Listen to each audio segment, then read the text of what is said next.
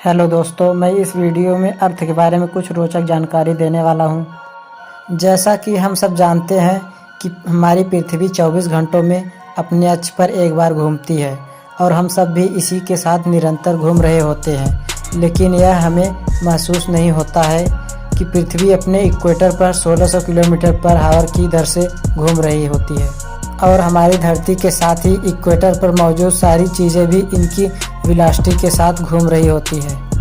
यहाँ पे बता दूँ कि केवल इक्वेटर ही नहीं बल्कि पूरी पृथ्वी ही घूम रही होती है, लेकिन इक्वेटर को उदाहरण के तौर पर ले रहे हैं जहाँ घूमने की स्पीड 1600 किलोमीटर पर आवर की है। हम जैसे जैसे इक्वेटर से दूर होते जाएंगे स्पिनिंग वेलोसिटी धीरे धीरे कम होती जाएगी।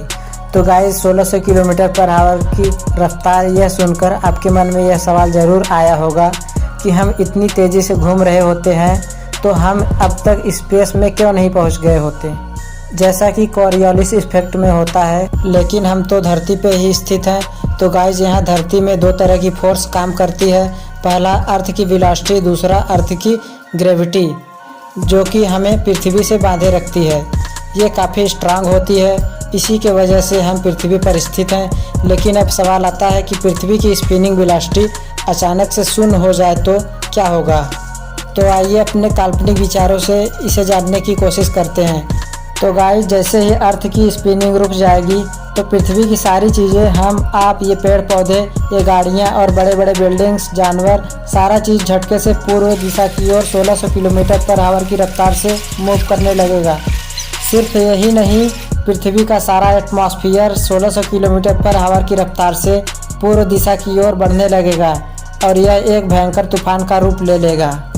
इस तूफान का एयर प्रेशर एक परमाणु विस्फोट के कारण आधी जितना ताकतवर होगा और ये सब होगा इनर्शिया की वजह से। जैसा कि आपने महसूस किया होगा कि जब आपने तेज चल रहे कार को एकदम से ब्रेक लगाते हैं तो आप इससे आगे की ओर झुक जाते हो।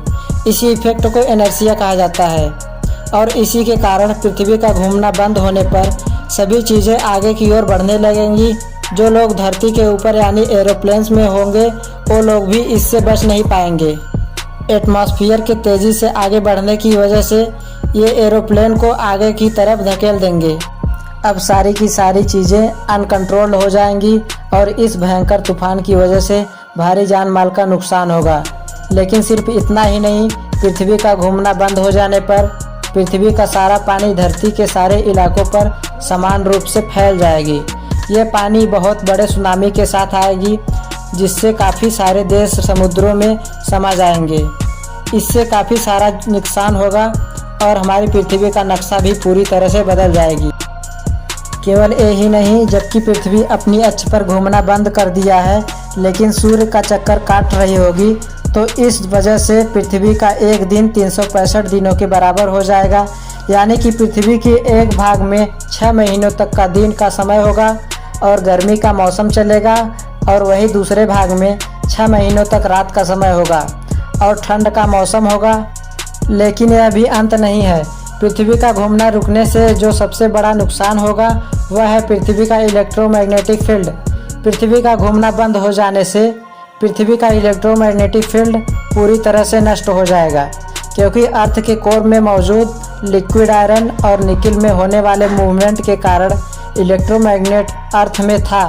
तो जब पृथ्वी स्पिन नहीं कर रही होगी तो इसलिए इसके कोर में भी कोई मूवमेंट नहीं होगा।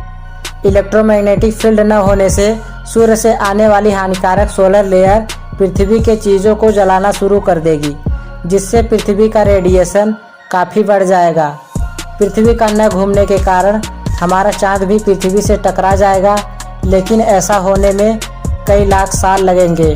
बट ये तो तय है कि पृथ्वी के ना घूमने से पृथ्वी की मानव सभ्यता नष्ट हो जाएगी। दोस्तों, ये जानकारी जानकर आपको कैसा लगा कमेंट बॉक्स में अवश्य बताएं।